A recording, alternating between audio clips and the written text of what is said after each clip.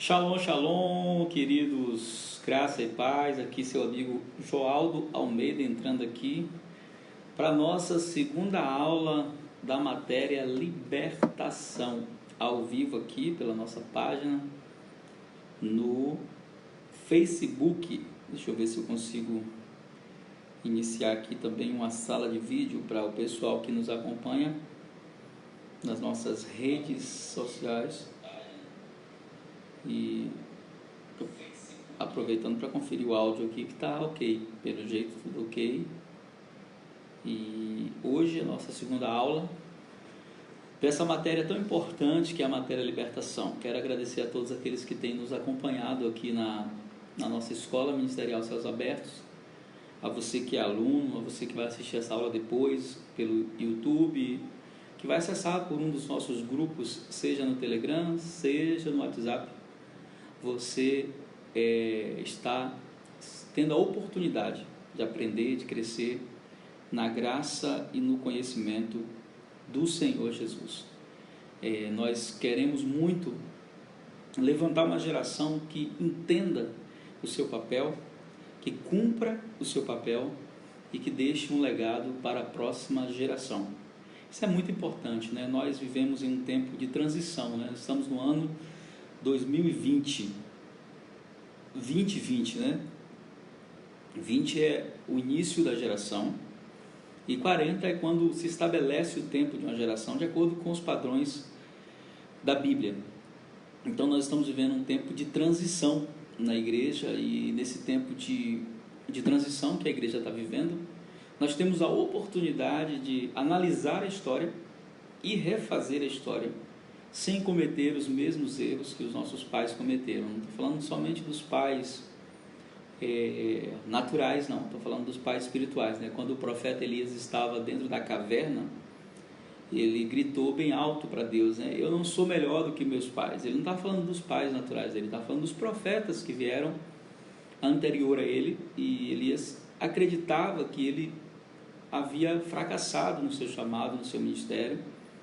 E Deus então dá a Elias a nova oportunidade, a oportunidade de recomeçar, de reconstruir e trazer um tempo diferente, não só para ele, mas também para a sua geração e para as gerações que viriam.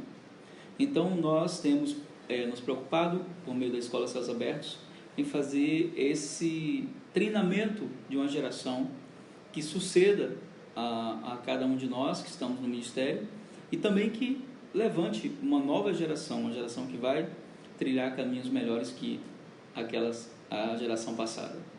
Esse tem sido um tema muito falado nos nossos dias, e a gente tem pensado muito sobre isso, assim, de maneira muito clara. A gente tem visto Deus falar de maneira sobrenatural sobre esse tema.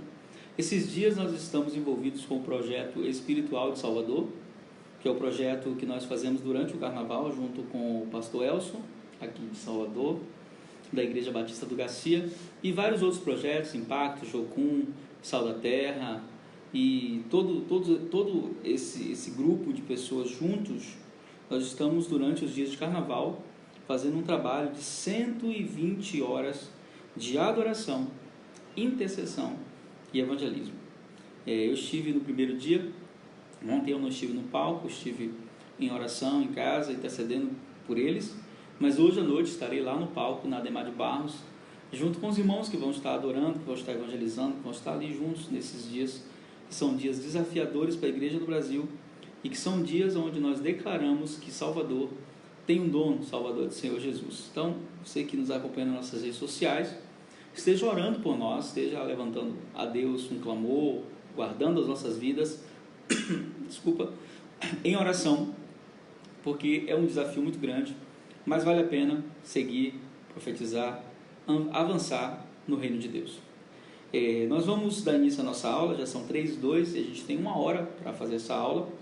Eu sei que muita gente nesse período de feriado não vai conseguir nos acompanhar aqui no ao vivo, mas não tem problema, você vai poder assistir depois a aula no nosso canal. Assim que nós terminarmos, já vamos fazer a edição, subir para o canal no YouTube e postar o link em nossos grupos da escola. Esses dias são dias que algumas pessoas estão em retiro, outras pessoas estão em projetos como esse nosso, outros estão descansando em casa, talvez não tenha o tempo devido para nos acompanhar no ao vivo, mas não tem problema, estamos firmes no nosso foco de treinar uma geração. Abrimos a nossa primeira aula sobre libertação, falando da importância de você saber o porquê você quer se envolver com o Ministério de Libertação. E explicamos que se o motivo principal para se envolver com o Ministério de Libertação não é o amor às pessoas, que você não deve nem sequer se envolver com o Ministério de Libertação. O amor às pessoas é o que nos dá a condição de podermos fazer aquilo que Jesus quer que venhamos fazer. E quando se fala de libertação, esse é um tema muito interessante, porque existem muitas pessoas necessitadas, buscando ajuda, e você pode ser a resposta de Deus para alguém que está precisando de ajuda, para alguém que está precisando viver um momento de libertação, experimentar um momento de libertação. Você pode ser essa pessoa. Deus pode estar te levantando como uma resposta às pessoas. Nós temos um material que nós vamos usar. Eu estou usando aqui no meu celular, talvez não vai dar para ver por causa da iluminação aqui da tela, mas esse material que nós estamos usando, ele é um material que tem mais de 50 slides, que fazem parte também das nossas aulas presenciais. Se você tiver interesse depois em adquirir esse material, você pode nos solicitar por meio dos grupos de estudo, a gente pode estar enviando para você esse material com um valor de R$30, que é o valor de uma oferta que a gente pede, né, para estar abençoando o ministério e também nos abençoando. Mas vamos lá, o Ministério de Libertação, né? Aqui tem assim, autoridade bíblica para ministrar a libertação. A grande pergunta é, quem tem autoridade bíblica para ministrar a libertação? Ciene, presente, bem-vinda. Eu falei na última aula que quem tem autoridade para ministrar a libertação é todos aqueles que foram comprados, lavados pelo sangue de Jesus, são discípulos de Jesus, têm autoridade para ministrar a libertação. E expliquei na primeira aula a diferença entre expulsar demônio e fazer libertação. Então, qualquer discípulo nascido de novo, que tenha consciência plena da sua autoridade, ele pode estar expulsando demônios, não tem problema nenhum. Fazer libertação também não é diferente. Se você é um discípulo de Jesus, você está com a sua vida correta diante de Deus. Às vezes existem alguns conceitos que algumas pessoas estabelecem de que só os pastores podem fazer isso, de que só alguém que já está lá na frente do ministério pode fazer isso. Não é uma verdade bíblica. A Thelma de Baitaba, ela me perguntou no grupo do Telegram por que às vezes os pastores proíbem pessoas que não são pastores de fazer libertação ou de exercer o ministério de libertação. E eu respondi para a Thelma lá no grupo, dizendo para ela o seguinte, que muitas vezes os pastores preferem proibir do que ensinar. Eu sou do contrário, eu prefiro ensinar do que proibir. Porque, na verdade, a minha experiência com libertação, ela começou muito cedo, não tinha nem sequer um mês na fé. Menos de um mês tinha sido batizado no Espírito Santo, e isso é importante, você ter o batismo no Espírito Santo, você ser uma pessoa cheia do Espírito Santo. Acho que essa é uma das condições muito mais necessárias do que o tempo de igreja que você tem ou a posição que você exerce dentro dela. É você ser batizado no Espírito Santo, ser cheio do Espírito Santo. Jesus foi batizado no Espírito Santo. A segunda etapa, em Mateus 4, foi ir ao deserto e bater de frente contra Satanás. Então é importante, acho que de todas as condições necessárias, a mais importante é essa: a pessoa precisa ser batizada no Espírito Santo, ela precisa ter uma vida, né, com o selo do Espírito Santo, até porque a nossa autoridade e tudo que temos e somos é sustentado pela presença do Espírito Santo e não apenas por aquilo que somos ou sabemos. Amém? Então, Jesus veio destruir as obras do diabo, isso está claro.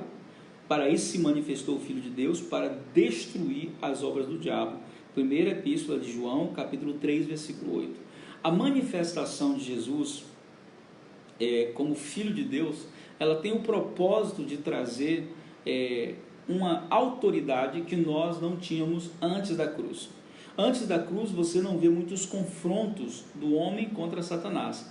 O único episódio bíblico que aparece a presença de Satanás diretamente ligada ao homem é o episódio do livro de Jó, que todo mundo conhece, mas não é necessariamente um confronto de batalha espiritual, é uma autorização de Deus para que Satanás lhe toque, e você conhece a história, não é um confronto de batalha espiritual. Não existe, antes da cruz, esses confrontos, mas logo depois, na vinda de Jesus, uma das coisas que mais chamava a atenção dos fariseus, dos escribas, era a autoridade que Jesus tinha sobre os espíritos malignos. Para a gente hoje isso é muito comum, mas naquela época, meus irmãos, Naquela época, não era comum você ver alguém estando possesso, até porque quando você vai estudar a história do diabo, né? Eu já estudei a história do diabo. Quando eu falo da história do diabo, eu estou falando não do diabo apenas da Bíblia, né? Eu já estudei a história de Satanás, como é que o diabo ganhou rabo e chifre, né?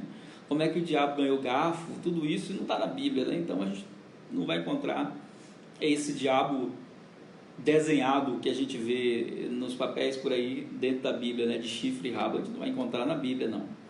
E estudando a história do diabo, né? O diabo mitológico, criado pela era grega e criado pela igreja católica até na época do poder da igreja romana sobre as pessoas, eles usavam o diabo como um instrumento de pavor para as pessoas, com uma maneira até de tirar dinheiro das pessoas, apavorando elas.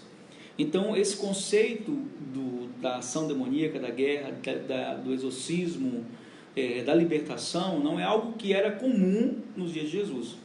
Jesus, quando fazia isso, as pessoas ficavam espantadas, porque até então não havia uma manifestação. Então Jesus vem, e logo em Lucas capítulo 4, versículo 18, Jesus diz assim: o Espírito do Senhor está sobre mim, Ele me ungiu para evangelizar os pobres, enviou-me para proclamar a libertação aos cativos e a restauração de vista aos cegos, para pôr em libertação os oprimidos.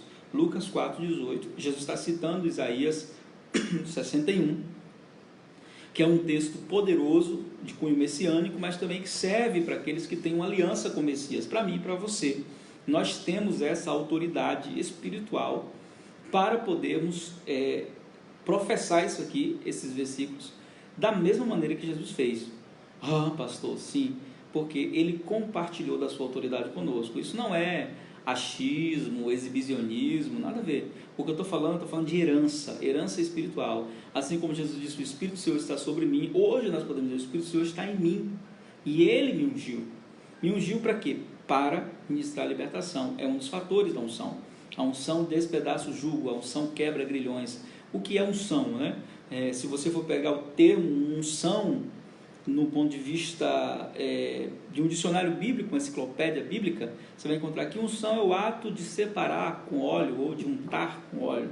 Mas eu tenho uma definição sobre unção, olhando para unção não somente como o ato de untar com óleo, de ungir, que unção é a capacidade divina, né, de você fazer aquilo que você não tinha condições de fazer por si só. Isso é unção. É uma capacidade divina dada aos filhos de Deus, aqueles que têm uma aliança com Yeshua, com Jesus, para ministrar tudo que Jesus ministrou. Por isso que a igreja de Jesus ela é apostólica. Por que ela é apostólica? Porque ela está comissionada dentro da mesma comissão de Jesus. A missão, enviados com a mesma missão, isso é apostólico. Ok? Presente aí, Adriana. Ministério de Jesus foi transferido para nós, né? Em verdade vos digo que aquele que crê em mim fará também as obras que eu faço e fará obras maiores ainda, porque eu vou para o Pai. João 14, versículo 12. Tendo chamado os seus 12 discípulos, deu-lhes Jesus autoridade sobre os espíritos imundos para os expelir e para curar todas as sortes de doenças e enfermidades. Mateus capítulo 10, versículo 1. Então, o ministério de Jesus foi transferido quando ele sobe aos céus, quando ele ascende aos céus, Mateus 28. Jesus libera sobre nós essa autoridade, e hoje Jesus continua libertando na terra, Jesus continua fazendo, mas não mais em um corpo físico, através do seu corpo espiritual, que é a igreja. E a igreja, como corpo de Cristo, ela tem o mesmo comissionamento de Jesus. Olha, preste bem atenção nisso. Atos capítulo 3, versículo 1, fala do episódio em que Pedro e João estão subindo a hora nona no templo para orar. Preste bem atenção nisso. Eles estão subindo ali no templo, a hora nona, o momento da oração, e o texto diz ali que eles passam por um homem coxo, um homem coxo de nascença. Eles estão ali, deixa eu abrir aqui o texto, né? Pedro e João subiam juntos ao templo na hora da oração nona, e era trazido um homem que desde o ventre da sua mãe era coxo, o qual todos os dias se punha à porta do templo formosa para pedir esmola aos que estavam no templo. Se você for ler a história lá na frente, você vai ver que que esse homem, ele era um homem conhecido ali. Conheciam-nos, versículo 10, pois ele estava sentado a pedir esmola à porta formosa do templo. Ficaram cheios de pasmo e assombro pelo que lhe aconteceram. Então esse homem, eu quero encontrar aqui o versículo que diz que o tempo que ele estava ali, né? Que eu não quero errar aqui, né? A quantidade de dias, de anos que ele estava ali, né? Mas eu sei que tem uma parte aqui no versículo, no capítulo, que fala, deixa eu encontrar aqui, vamos lá,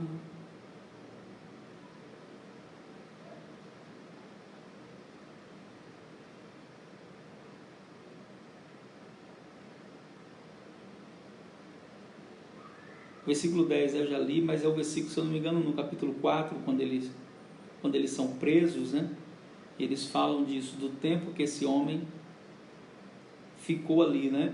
O benefício que eles fizeram, um homem que tinha ali, eu estou na dúvida se é 38 anos que ele tinha, que estava ali, ou se era 42 anos. Momento, estou aqui no capítulo 4. Achei, esse capítulo 4, versículo 22. Pois tinha mais de 40 anos o homem em que operava aquele milagre de saúde. Então preste bem atenção. Por que eu quis achar aqui esse versículo aqui para você? Tinha mais de 40 anos que ele estava ali. Tem uma versão, se eu não me engano, que diz que tinha 42 anos. Não estou certo disso não. Mas esse homem estava ali desde a época que Jesus estava vivo. Preste atenção, Jesus ficou 33 anos e meio. O texto diz que ele tinha mais de 40 anos, que ele era coxo das pernas e que ele estava ali à porta do templo. Então significa que Jesus passou por aquele homem várias vezes na porta do templo e ele não, talvez ele tenha pedido uma esmola a Jesus, Jesus até deu, mas Jesus não curou ele. E o episódio de Pedro e João é interessante, porque quando Pedro e João estão entrando, que ele pede uma esmola a Pedro e a João, Pedro diz para ele assim: olha, nós não temos prata nem ouro, mas o que eu tenho eu te dou. E aí, antes dele falar isso, ele diz assim: olhe para nós. Preste bem atenção nisso. Olhe para nós. Ele não disse assim: olhe para Jesus, olhe para Deus. Ele disse: olhe para nós. Quando Pedro diz isso, Pedro está assumindo a posição espiritual que lhe foi concedida por Jesus, de autoridade agora na terra, que é sua, que é minha. Então ele diz: olha para nós, e ali ele ministra o milagre, porque essa autoridade que Jesus um dia manifestou na terra, enquanto esteve aqui em um corpo de carne, essa mesma autoridade hoje está sobre você, sobre os seus ombros. Então quando nós falamos do ministério de libertação, a pergunta é: qual o nível da autoridade que eu tenho? Qual o nível da minha autoridade? Eu posso responder como Pedro, você também pode dizer: eu não tenho ouro e eu não tenho prata, mas o que eu tenho, eu te dou. E é o nome de Jesus que sustenta toda a nossa autoridade. Seja você um discípulo que está começando agora no reino, ou um apóstolo, quem quer que seja. A gente tem visto dentro do movimento hoje da igreja, as pessoas conferirem autoridade espiritual de acordo com o cargo que a pessoa exerce. Mas essa não é uma verdade bíblica. A verdade bíblica é que todo discípulo de Jesus tem a autoridade que está no nome de Jesus, e não apenas em mim ou no meu poder. Mas eu preciso entender que essa autoridade é minha. Então o ministério foi transferido. À medida que seguidores de Jesus se levantam, né? E aí Jesus fala em Mateus 10, 7, à medida que seguides, pregai que está próximo o reino dos céus, curai os enfermos, ressuscitai os mortos, purificai os leprosos, expelir demônios, de graça recebeste, de graça dai. Mateus 10, versículo 8. Esses sinais acompanharão aqueles que creem, em meu nome expelirão demônios, falarão novas línguas. Marcos 16, versículo 17. Então, dentro desse princípio aqui, as pessoas se perguntam: pastor, como é que eu sei que eu tenho autoridade para fazer libertação? Muitas pessoas, como eu falei na primeira aula, têm medo de ministrar a libertação, porque elas acham que o diabo é um ser muito poderoso, e elas falam: ai pastor, tenho medo do contra-ataque, tenho medo da retaliação. Irmão, esquece isso. Esquece esse medo. Maior é o que está em nós do que o que está no mundo. Muito maior do que está em nós. Então, nada de medo do diabo, medo do diabo. A Bíblia diz, em Lucas 10, 19, que nós temos autoridade para pisar serpentes e escorpiões, todo o poder do inimigo, e nada absolutamente nos fará dano algum. Isso é fato. 1 João 5,18, aquele que é nascido de Deus não vive na prática do pecado, antes a si mesmo se aparta do mal, e o maligno não lhe toca. Então, a única coisa que eu preciso é o quê? Limpar a casa, ou seja, passar por um período de arrependimento, nascer de novo, ser batizado no Espírito Santo. Essa condição sim é necessária para que a sua autoridade flua. E como é que eu posso ministrar isso, né? De várias maneiras, impondo as mãos sobre as pessoas, orando pelas pessoas. Hoje nós usamos um método de libertação, inclusive nós vamos ter agora o nosso seminário intensivo no dia 7 de março, se você é daqui de Salvador e deseja participar, existe uma maneira de você entrar em contato conosco, o link por meio de nossas redes sociais, tem aí uma chamada falando dos valores, de tudo que vai ser ministrado. E nesse seminário intensivo, que vai começar sábado, dia 7 de março, das 9 da manhã às 4 da tarde, previsão de término, tá? Pode terminar mais tarde. Por que pode terminar mais tarde? Porque nós vamos fazer a parte teórica, onde nós vamos falar sobre toda a fundamentalidade, toda a fundamentação, né, do Ministério de Libertação, e as pessoas que vierem necessitarem ser ministradas, nós vamos orar por elas, quebrando vínculos, fazendo desligamento espiritual, ensinando a elas a autoridade. O processo de libertação não é uma mágica, não é como uma terapia que você chega lá e não. O processo de libertação é uma questão de fé, acima de qualquer coisa, no poder que a palavra de Deus tem. Então nós entendemos que existe uma ação demoníaca, né, que opera na vida das pessoas, às vezes, de várias maneiras. As ações demoníacas produzem o que, pastor? Elas produzem enfermidades, e aí eu quero abrir um parênteses aqui para explicar que nem toda enfermidade é gerada por um demônio, mas eu sempre gosto de dar um exemplo, né? Existem enfermidades de ordem físicas, por consequência de muitas coisas, né? Da má alimentação, por exemplo, de uma vida sedentária, então pode desenvolver-se enfermidades físicas.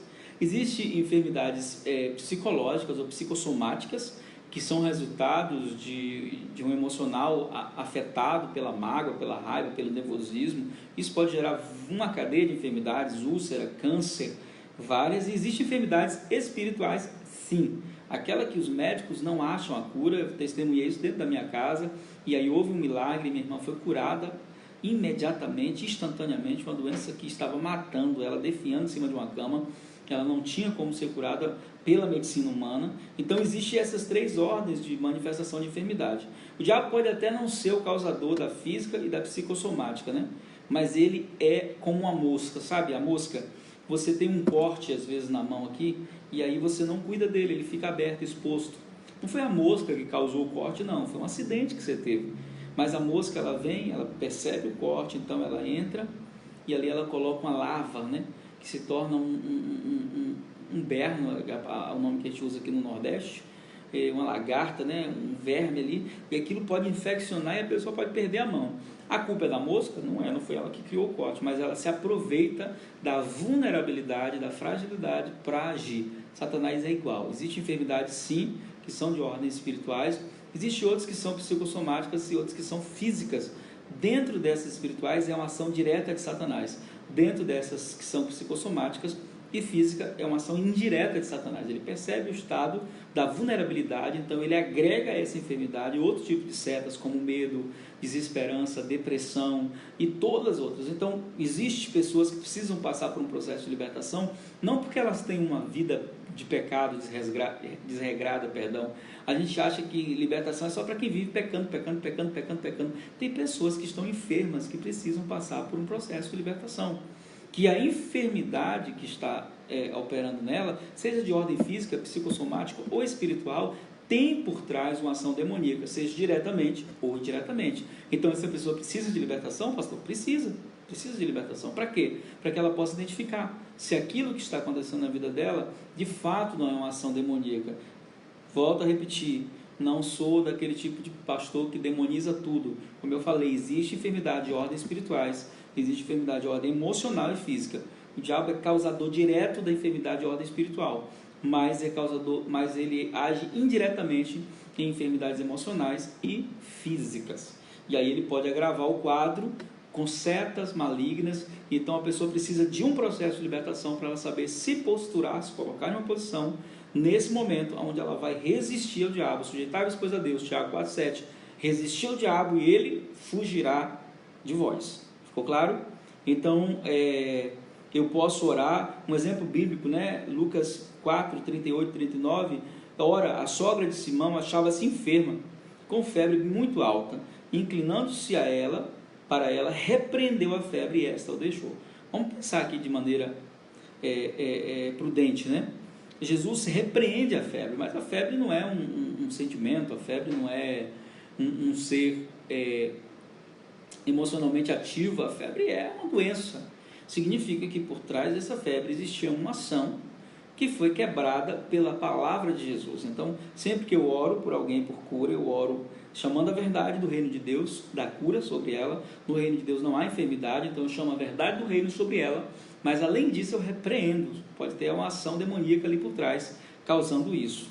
Então Jesus, veio uma mulher possessa de um espírito de enfermidade. Olha só que interessante isso aqui, Lucas 13, 11. Veio ali uma mulher possessa de um espírito de enfermidade. Havia 18 anos, andava ela encurvada, sem de modo algum poder endireitar-se. Nesse texto aqui, já fica bem claro que o que estava causando o encurvamento daquela mulher era um espírito de enfermidade. E Jesus então, no versículo 12, diz: mulher, estás livre da tua enfermidade. Impondo-lhe as mãos, imediatamente ela se endireitou e dava glória a Deus. Versículo 13. Então, nesse texto aqui, essa mulher ela passou por um processo de libertação para que a enfermidade desaparecesse da vida dela. Olha quanto tempo havia que ela estava ali, 18 anos. 18 anos, essa mulher era uma mulher que estava encurvada, né? A gente poderia dizer, não, é um desvio natural na coluna. Não, aqui o texto diz que era um espírito de enfermidade. Então, existe espíritos de enfermidade? Existe, é o que a Bíblia diz, eu acredito no que a Bíblia diz, que existem espíritos que causam enfermidade. Por isso, sempre que eu oro por alguém, eu oro chamando a verdade do reino sobre a cura, mas eu oro também repreendendo espírito de enfermidade. Então, uma pessoa assim, nessa condição, ela precisa de um processo de libertação, pastor? Foi o que aconteceu aqui com essa mulher. Então, quando a gente fala de libertação, processo de libertação, não estamos falando apenas... Por que eu estou frisando isso aqui? Porque quando eu falo assim, irmãos, a gente vai fazer um seminário de libertação, um treinamento de libertação, aí a pessoa diz assim, mas eu tenho uma vida de santidade. Então, não é só para quem vive uma vida onde está vacilando no pecado, onde de vez em quando cai, não. Pessoas que vivem um ciclo de enfermidade, pessoas que vivem às vezes um ciclo depressivo, um ciclo onde ela não consegue melhorar nunca, entra ano, sai ano e ela ali na mesma. Então ela precisa de uma libertação, e esse processo pode ser feito através de você, igreja de Jesus, através de você, filho de Deus. Descendo com eles, parou numa planura, onde se encontravam muitos discípulos seus e grande multidão do povo que vieram para o ouvirem e serem curados de suas enfermidades. Também os atormentados por espíritos imundos eram curados. Lucas 6, 18. Você percebeu que o texto diz que eles eram libertos? O texto diz que eles eram curados, porque a ação demoníaca é um tipo de enfermidade que rouba a pessoa, traz sobre a vida da pessoa doenças e manifesta na vida das pessoas enfermidades. Então eles eram curados. Vamos continuar. As multidões atendiam unânimes às coisas que Filipe dizia, Atos 8, 6, ouvindo-as e vendo os sinais que ele operava. Pois os espíritos imundos de muitos possessos saíam gritando em alta voz. Muitos paralíticos e coxos foram curados, Atos 8, 7. E houve grande alegria naquela cidade, Atos 8, versículo 8. Então, esses textos todos que nós lemos inicialmente, eles falam basicamente o seguinte: Jesus iniciou o ministério de libertação, ele esteve aqui na terra, ele veio nos ensinar. Eu gosto muito de um livro do T.L. Osborne, que é um homem de Deus que para mim foi um dos maiores evangelistas da nossa geração. E esse livro eu li mais de 5 vezes, nem sei quantas vezes eu li muitas vezes, eu li todos os livros de T.L. Osborne no Brasil. E o T.L. Osborne, ele dizia que nossa autoridade é a mesma de Jesus. Nós não podemos tentar quebrar isso, né? E no seu livro Curar Enfermos e Expulsar os Demônios, ele deixa bem claro, não é mais o tempo de Jesus, não é mais o tempo dos apóstolos, não é mais o tempo dos profetas, é o nosso tempo. Nós hoje somos os representantes. Assim como Jesus impôs as mãos, assim como Jesus ministrou libertação nas pessoas, seja da questão espiritual, da ação maligna dos demônios, seja para a cura, eu e você, nós temos a mesma autoridade para ministrar a libertação, isso mesmo. E você precisa desenvolver isso. Sabe o que acontece? Eu às vezes brinco, falo que na vida de muitos discípulos de Jesus, o desânimo chega. Sabe por que chega o desânimo? Porque chega o cansaço espiritual, porque lhe falta adrenalina espiritual. O que é adrenalina? Adrenalina é um hormônio que é gerado, né, à medida que nós somos colocados sob pressão ou diante de emoções fortes, a gente tem adrenalina. O que é adrenalina espiritual? É quando nós começamos a nos envolver com confrontos mesmo, com ações demoníacas, e a gente então percebe a autoridade que tem. Tem muitos filhos de Deus, escute o que eu estou falando, muitos filhos de Deus que nunca expulsaram um demônio, que tem medo disso, que, meu Deus, que quando ouve falar o nome de Satanás, falta se benzer, né? Misericórdia de Jesus. E na verdade é falta de entendimento da autoridade que se tem, a mesma autoridade que Jesus tinha, da mesma maneira que Jesus fez, com o mesmo poder que esteve à disposição de Jesus, hoje você tem esse mesmo poder. Hoje o Espírito Santo está dentro de você. Hoje você tem a mesma autoridade que ele teve para fazer tudo o que ele fez. Pedro e João entenderam isso, Paulo entendeu isso, Filipe entendeu isso, os apóstolos do primeiro século entenderam isso, grandes homens de Deus da nossa geração entenderam isso. Então nós precisamos entender que libertação não é uma doutrina da nova geração, libertação não é uma opção de escolha apenas, é uma necessidade de ação aqui na terra do ministério de Jesus.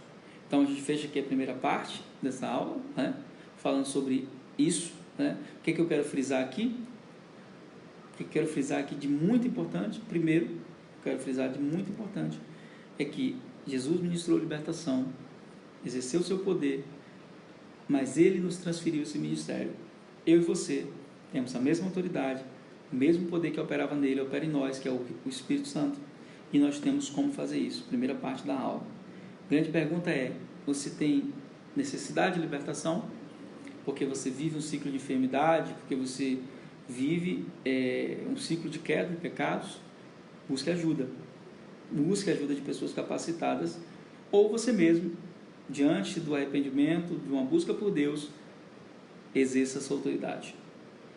E eu posso fazer autolibertação, pastor? Não é autolibertação, né? Tem gente que prefere que outra pessoa lhe ministre, mas nas nossas ministrações nós conduzimos a pessoa ao arrependimento e ela então desenvolve, e a gente ensina para ela como fazer essa parte na autoridade que ela tem. Amém?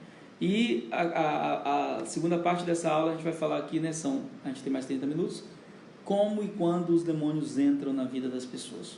Essa é uma pergunta que as pessoas fazem. Como que o demônio entra na vida das pessoas? É interessante você entender que nós somos casa.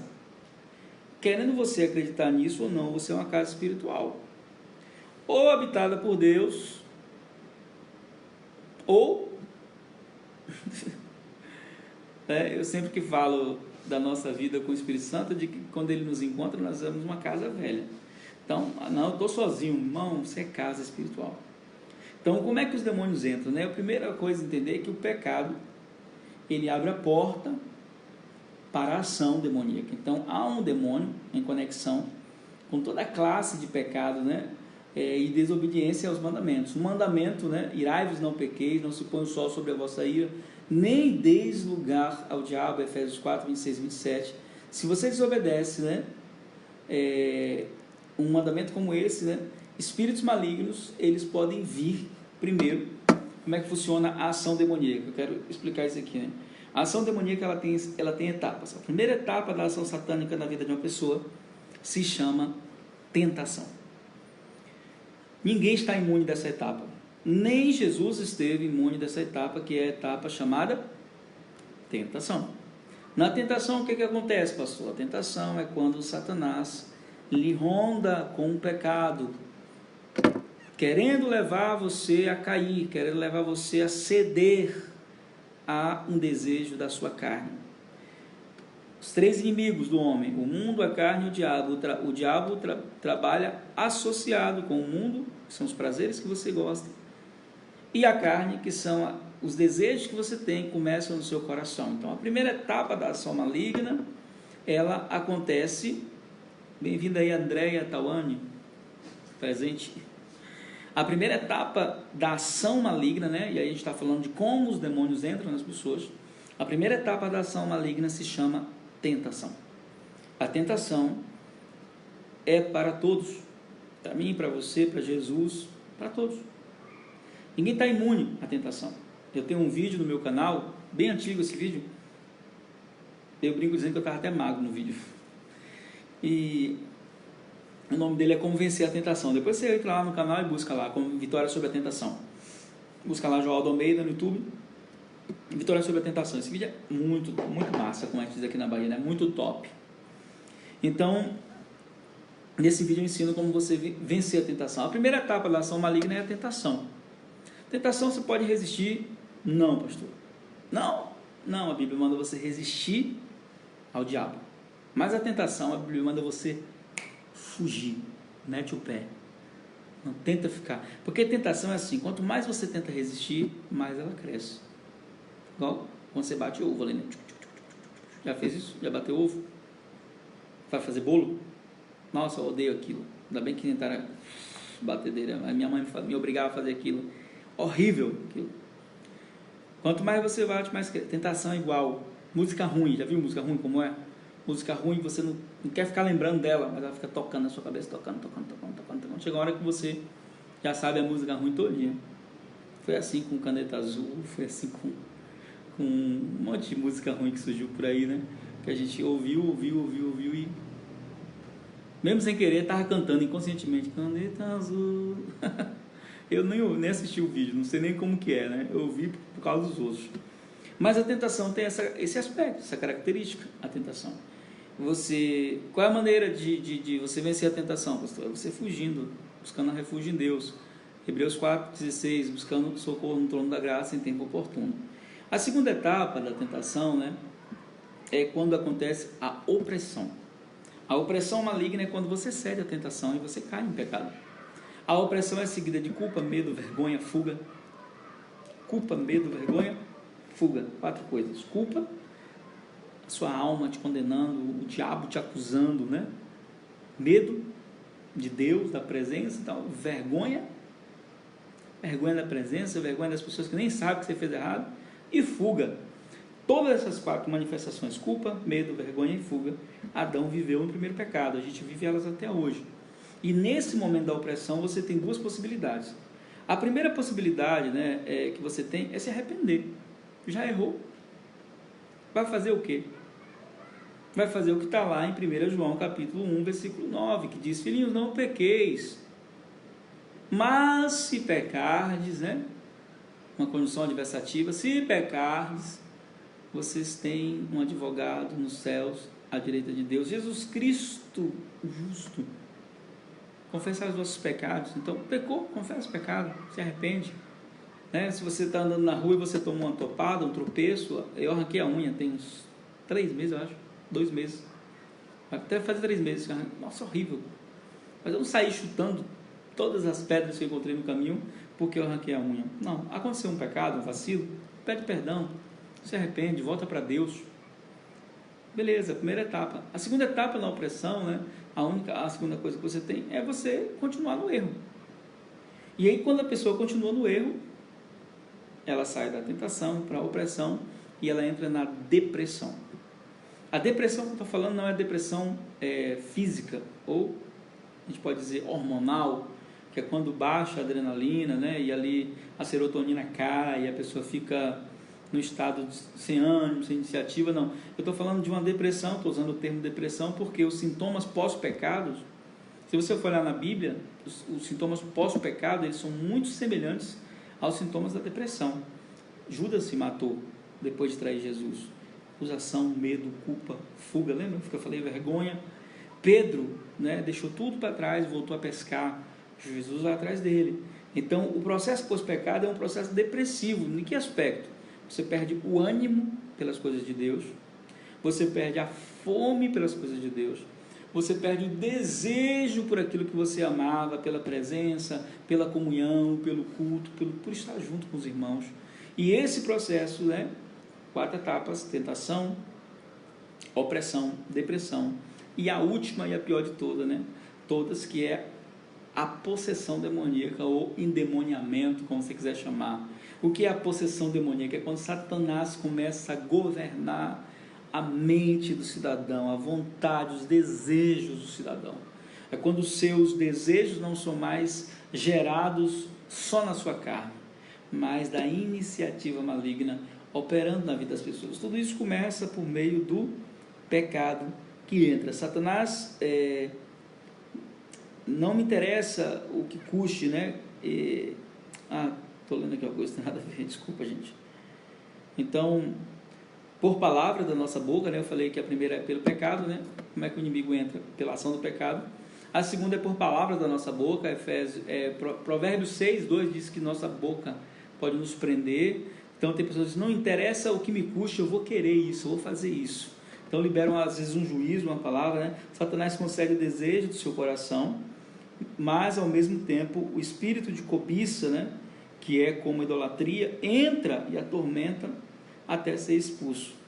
Estás enredado com o que dizes, os teus lábios estás preso com as palavras da tua boca. O versículo que eu falei, Provérbios 6, versículo 2. Então, estamos falando de como o demônio, né, o capiroto, Satanás, entra na vida da pessoa. A gente falou sobre pecado primeiro, e aí eu falei sobre os estágios, né? Tentação, opressão, depressão, possessão. E a segunda maneira é pela boca mesmo, por meio de pactos que a pessoa faz. Ela libera, né? A sua palavra é uma chave, tanto para abrir portas como para fechar portas na sua vida. Então os inimigos, o Satanás pode entrar por meio de um pacto feito com a boca, confessando algo, pode sim.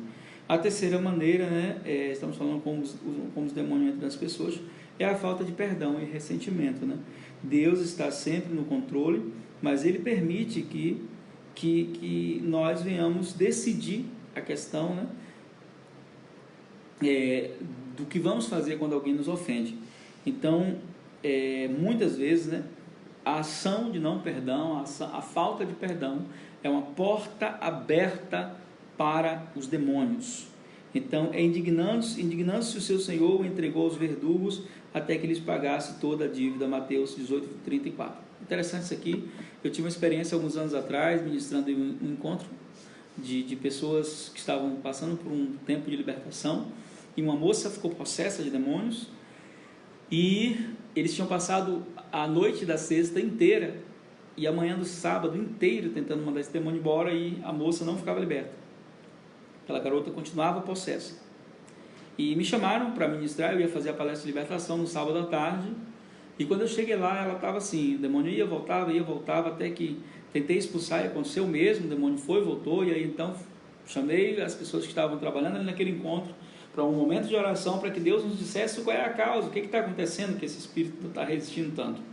E em momento de oração descobrimos, né, que ela tinha uma mágoa da mãe. A mãe havia abandonado ela quando ela era criança, havia jogado ela na lata do lixo, ela havia sido adotada, passou parte da sua vida no orfanato, depois foi adotado por uma família cristã, mas aquela menina estava ali sofrendo nas mãos de Satanás por uma mágoa, um sentimento errado no coração para com a mãe.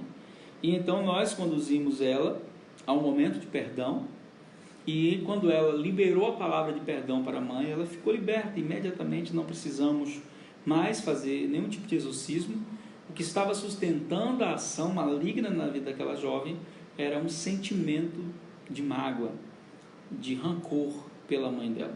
Então, os demônios podem entrar por meio de uma mágoa, ferida no coração? Pode sim, pode. Quando você não perdoa que palavra difícil de ler, né? Quando você não perdoa, inevitavelmente declara: Jesus, tu perdoastes os que te crucificaram, mas eu sou melhor que você, não vou perdoar ninguém. Então, não devo fazer isso, né? Você faz de si mesmo um ídolo e convida o espírito de auto-idolatria a entrar em sua vida. Perdoar não é esquecer. Perdoar é lembrar sem sentir dor. Só que a gente vai deixar para falar disso na matéria de cura interior, que a gente vai ter uma aula só sobre perdão, tá? Senão a gente se enrola aqui com o tempo e a gente só tem agora 18 minutos. Então, o pecado foi o primeiro ponto que eu falei, como o demônio entra nas pessoas. Segundo, por meio de palavras liberadas, que favorecem a ação demoníaca. Terceiro, por meio da falta de perdão e da mágoa do rancor. Uma maneira também da ação demoníaca acontecer na vida das pessoas é por meio dos pecados e pactos feitos pelos antepassados. Eu vou parar por aqui. Por que eu quero parar por aqui? Porque na próxima aula vai ser... nós estamos no intensivo de carnaval, por isso que a gente não deu aula ontem. Então eu vou ver se eu consigo dar essa aula para vocês segunda-feira à tarde, se eu consigo dar essa aula. Mas a gente vai estar falando sobre isso aqui, né? Esse é um tema que não vai dar para a gente falar em 12 minutos. Então vou deixar para falar isso aqui na próxima aula, para você entender, né? Falei das maneiras como o inimigo entra, por meio do pecado, das palavras, da falta de perdão e aqui da questão dos pecados dos antepassados. Mas para explicar isso, né, por ser um assunto tão polêmico, que envolve toda a estruturação bíblica para você entender, eu vou deixar para a próxima aula. Então eu vou falar na próxima aula, preste atenção, sobre 3 pecados que eles são diferentes dos demais. Talvez você já ouviu alguém dizer assim: não tem pecadinho nem pecadão. Isso é mentira, existe sim. Existe distinção de pecado para pecado. Na essência, todos eles entristecem a Deus. Mas João vai dizer na sua carta, sua primeira epístola, que existem pecados que são para a morte, existem pecados que não são para a morte. Ele ainda diz assim: olha, os que são para a morte, não são para a morte, orem. Ore pela pessoa, mas que os que são para a morte nem orem. Isso é complexo porque ele não explica ali, ele não fala quais são e quais não são. Mas analisando a história bíblica, dentro da fundamentação bíblica, você vai descobrir que existem 3 pecados, que esses 3 pecados, eles não somente afetam a pessoa que está cometendo a ação pecaminosa. Esses 3 pecados, eles afetam em 3 níveis. Eles afetam você de maneira pessoal, eles afetam o lugar onde você vive, a terra onde você pisa, e eles afetam a sua descendência, estabelecendo uma aliança de compromisso com os demônios. Então, por ser um assunto muito sério, por ser muito profundo, que eu vou falar, e aí eu quero dizer para você, não perca essa aula, porque talvez você vai identificar ações malignas na sua família, na sua casa, que nunca foram quebradas pela oração. E aí as pessoas me perguntam: mas eu já sou crente, eu já fiz uma aliança com Jesus. As coisas velhas se passaram e eis que tudo se fez novo, no Espírito. No Espírito, sim. Tudo se fez novo, novo homem. Mas emocionalmente falando, fisicamente falando, algumas heranças espirituais, muitas vezes, continuam. Por quê? Deixa eu te falar. Baseado no princípio da bênção e da maldição. Qual é o princípio da bênção? Efésios capítulo 1, versículo 3 vai dizer que nós já fomos, não seremos, fomos abençoados com toda sorte de bênçãos espirituais nas regiões celestiais em Cristo Jesus. Fomos, passado, certo? Eternidade, tempo constante. Mas você ora para Deus abençoar as pessoas, você ora para Deus abençoar a sua família. Então, como é que eu oro para Deus abençoar se a bênção já está decretada? Então, partindo desse princípio de que mesmo que a bênção já esteja liberada e eu oro para que ela se manifeste na terra, da mesma maneira, Jesus curou toda enfermidade na cruz. Curou toda enfermidade na cruz, toda. Jesus quebrou toda maldição na cruz. Todo cativeiro de miséria, pobreza, maldição foi quebrado na cruz. Mas isso não significa que eu não deva orar manifestando isso. Assim como toda bênção foi liberada e eu oro para que ela se manifeste, tudo que foi quebrado eu tenho que chamar a existência, professar, confessar. Não cai assim como um download. Não, não é assim não. Ah, se fosse, seria bom demais. Seria maravilhoso. Não tinha nenhum crente doente. Não tinha nenhum crente sofrendo com maldição nenhuma. Mas não é verdade isso. A gente sabe que existem pessoas que pela falta de conhecimento, pessoas que por meio de alianças e pactos que foram feitos, eu vou contar na próxima aula, testemunho de famílias que eu orei, famílias que tinham uma maldição que tinha vários anos, e várias pessoas daquela família morriam da mesma maneira, ou sofriam o mesmo tipo de acidente, perdendo a mesma parte do corpo. Vou contar isso na próxima aula. E dentro disso, Deus foi curando, libertando, quebrou o ciclo de maldição. Então a gente vai fechar aqui a nossa segunda aula. Espero que você tenha sido abençoado por esse tempo. Vamos postar daqui a pouco no nosso canal no YouTube, rapidinho, só vou terminar, editar e subir. E dizer para você que esse é um momento, esse é um tempo para você estar aprendendo com Deus. O conhecimento de Deus, já dizia no Antigo Testamento, é melhor que a gordura de carneiros. É melhor que a prosperidade. E o conhecimento de Deus nos leva a experimentar da liberdade, da bondade, da vontade de Deus e, acima de tudo, da vida abundante que Jesus nos prometeu. Ele disse: eu vim para que tenham vida e a tenham em abundância.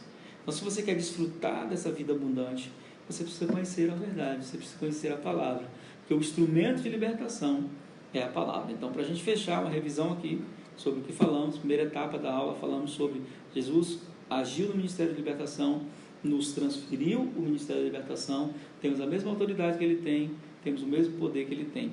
E dentro disso, nós somos chamados a cumprir a missão, a grande comissão, fazendo o que ele fez, da maneira que ele fez. E, se seguirmos isso, obras maiores ainda faremos. Segunda parte da aula eu falei sobre como os demônios entram nas pessoas.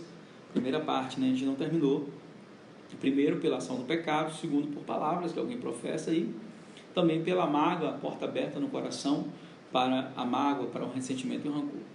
Vamos continuar na próxima aula falando sobre esses 3 pecados que são pecados construtores de aliança. Essa ministração, ela é muito forte e eu quero que você esteja atento para que você possa assisti-la, se não ao vivo, no nosso canal no YouTube, tá bom? Divulga a escola. Dá tempo entrar. Algumas pessoas dizem assim: pastor, eu não participo porque eu estou muito ocupado. Irmão, é 1 horinha por dia. Você precisa a gente dá 3 dias para você estudar a aula. Ou seja, se em 3 dias você não conseguir separar 1 horinha para ouvir algo que te abençoa, realmente você não precisa estar nem no grupo da escola. Não é para você não. Nem entre, Procura outra coisa para fazer. Então, te garanto que se você priorizar isso, você vai ter recompensa. Quero agradecer a todos que entraram ao vivo, que assistiram a aula, que estão assistindo. Que Deus abençoe você, a sua vida, a sua casa, o seu ministério. E lembrando mais uma vez que no dia 7 de março nós teremos aqui o nosso intensivo do Ministério Libertação, fazendo não somente a aula teórica, mas também a prática, abençoando e ministrando pessoas. Até lá, siga-nos aqui nas nossas redes sociais. Dia 10 de abril a gente vai estar lançando aí algo sobrenatural, não vou falar não para você ficar com vontade de saber o que é, mas 10 de abril tem uma surpresa aí para você, poderosa. Estamos trabalhando em um projeto lindo que vai ajudar muitas pessoas, milhares de pessoas, não somente no Brasil, mas também em outras nações. Nosso canal no YouTube está chegando a 30 mil pessoas, que bênção de Deus.